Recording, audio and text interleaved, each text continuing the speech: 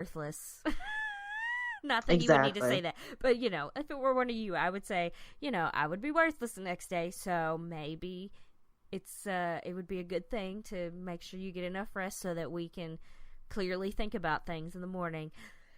But I don't know. That's not how he talks to people. That's fine, I guess. Whatever.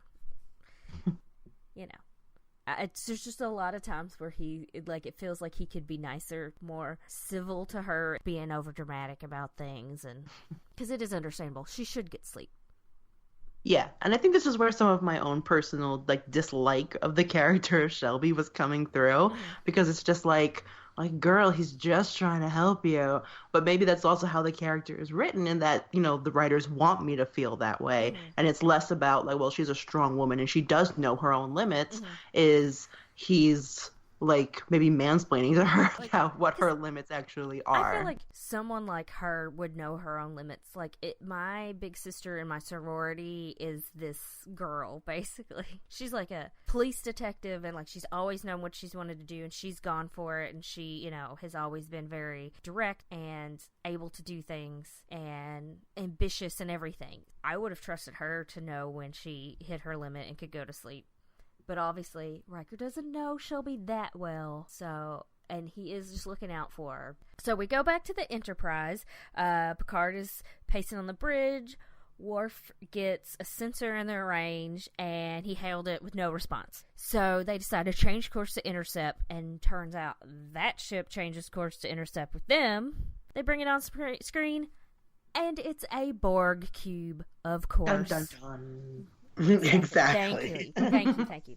So, Picard, I don't know, I just wrote this down because I thought it was great. Picard tells Worf to call Hansen and say, "We have engaged the Borg."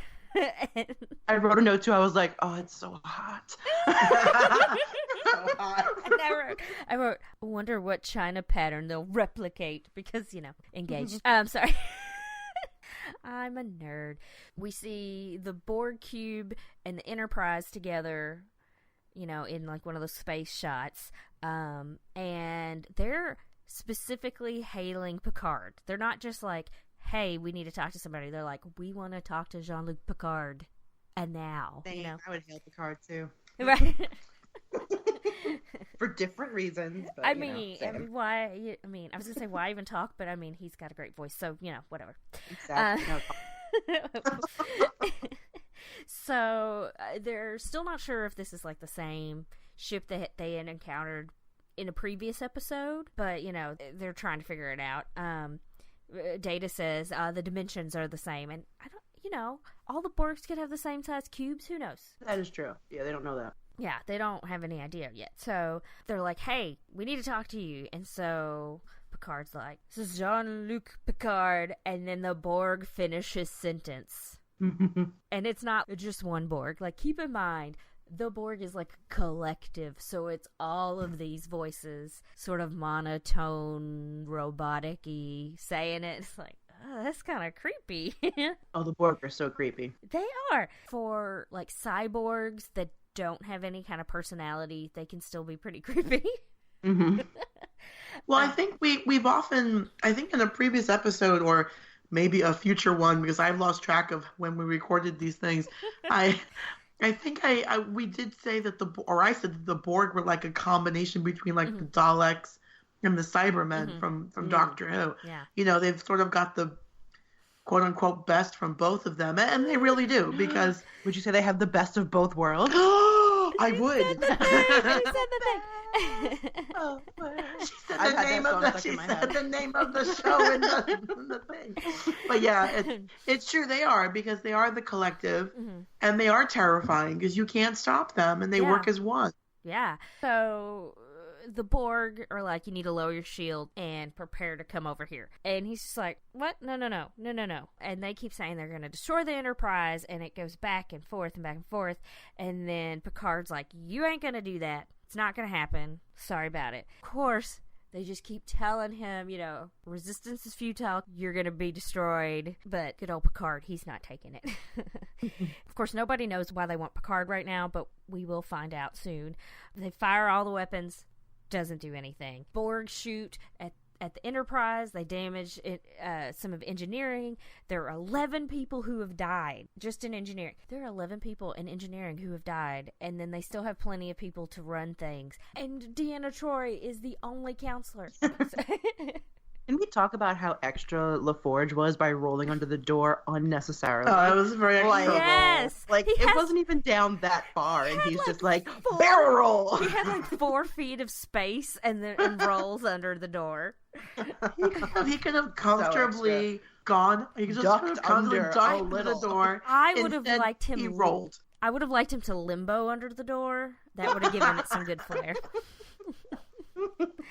But yeah, then they also have 8 people who are unaccounted for. They get locked in some of those, like, firewalls. I almost called them flood walls because I live on a river. I mean, I live at the river. Live on a river. I don't physically live on the water. So we have flood walls for whenever it gets too high. But, maybe some of them got trapped behind that or whatever, or they just ran away and then dropped their communicator so nobody knows where they are. People are scared to death, obviously. People are dying. People are hurt. It's bad. So I would also like to point out that right around when this happens, right before Geordi has to evacuate engineering, there is a scene where they are fighting the Borg, and Shelby says something about we should modulate the phasers or whatever, and Riker seriously mansplains to her. They have the ability to adapt. Yeah, and she's like, first didn't I of just all, say that? the look she gives him is a drop dead, like, I hope you just drop dead, buddy, look. The other thing is, she's the head of the task force in charge of defeating the Borg. You don't think she knows that?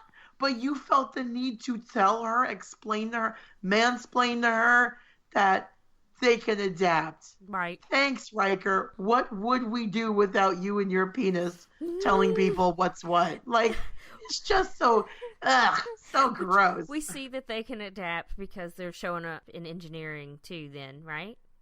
No, that's not when they show up. They show up later. Okay. So they try to do this randomization thing so that the Borg can't get them. So then they book it out of there. They're like, let's go. The Borg follow. Geordi is going to work from the bridge since everything's cut off in engineering. And dramatic rolled into that door. I know, right? It's like he rolls off the turbo lift into the bridge. He just rolls everywhere now. He like tumbles off the turbo lift and rolls out. Woo! Just made it. Pops on that back console. Jumps up. Parkour. Oh my gosh. Parkour. Do you even lift, bro? Oh god. So they're like, hey, there's a nebula cloud over there. Let's go hide in it. Because, maybe the Borgs can't sense them over there. And, well, as long as the Borg keep looking for them, Picard thinks that they won't bother anybody else. So, they already know they're in this. They may not get out of it. He's fine with that. He just doesn't want them bothering anybody else until he can kind of figure out how to get rid of them. So we go to the observation lounge. Shelby and Data are doing some sort of presentation with graphics and videos and, renderings and things. And they're talking about the frequency that they need to blast the cube. And I did write, when they show the wide shot from far back, you see someone on the left-hand side leaning really far back in their chair. And then when they go to the front, it's Riker's chair. And of course it is. Because it looked like someone was so bored, just kind of leaning back, and it's oh, is that Wesley because he's a kid? No, it's Riker. So crazy. Anyway, but if they can get this frequency stuff to work, it should blow up the Borg ship, but they'll have to be so close to blow up the Enterprise too. So it's let's go back to the drawing board and figure out if we can get farther back. So Shelby is let's separate the ship, and Riker's everything, Shelby. Right. And Riker's no, it's too risky. I have never heard him say that to Captain Picard, by the way. She says that she'd rather Picard, make that decision or whatever, and he says that he'll tell her, that he takes all alternative ideas to the captain. in this scene, and then the one where the Admiral is talking to them, like, via Skype, the Admiral is just CGI'd onto the screen, you know, from footage or whatever. In the original version, there's no reflection on the table, but then the stuff that's displayed that Data and Shelby are showing is actually displayed on the screen, so you see the reflection on the table. I watched the remastered version, so there's a reflection for both. But I thought that was interesting. I was like, oh, that's cool. Yeah. That's cool. So after, you know, he's like, oh, well, I tell the captain. Then he just dismisses everybody. But basically, it's just like Data and Wesley and Shelby who leave. And Geordi's sticking around, and he's just like, oh, hey, technobabble. We need to do some higher power transfers on a reflector dish. And it's like, oh, okay. And so it'll take the better part of a day. And I'm... okay, you don't really have days and nights, but okay. Before Riker is like, yeah, okay, he doesn't even give him an answer, yes or no, or that's okay, or can you do it faster, or whatever.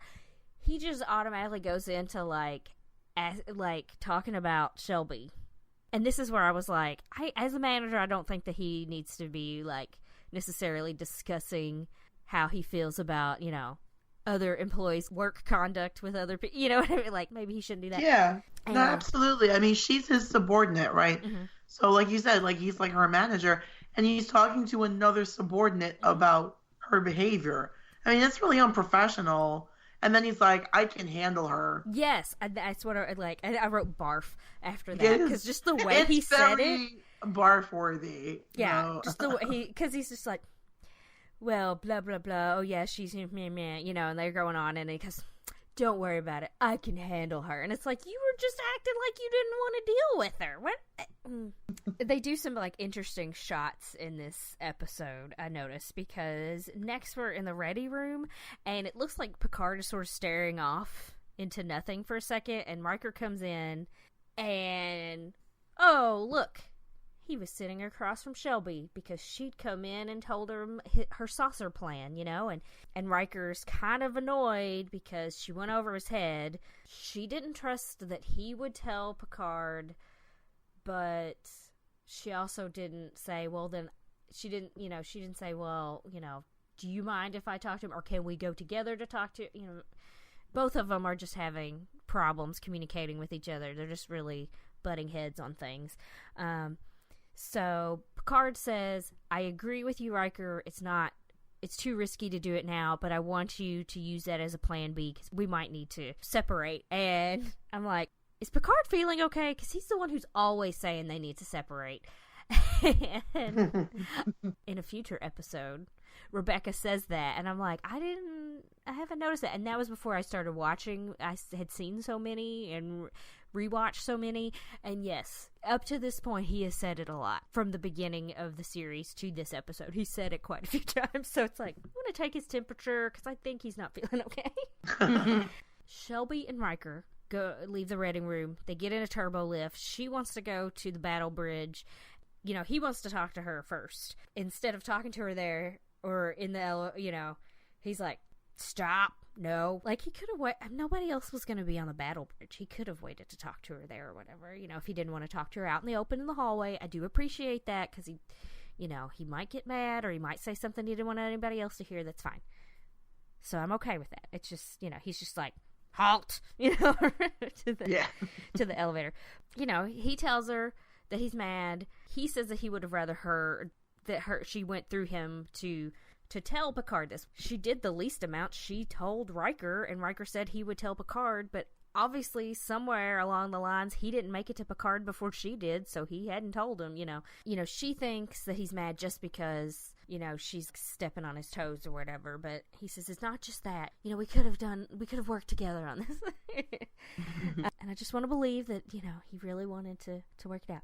So, you know, that should be the end of it, but she's just standing there and kind of like, okay, so fine, whatever, it's done. And he says that he's, you know, if she ever does anything like that again, he's gonna like knock her into next Christmas or whatever it was. Like he would knock her back to being a first year cadet. Yeah, first year, yeah. And I'm like, excuse you?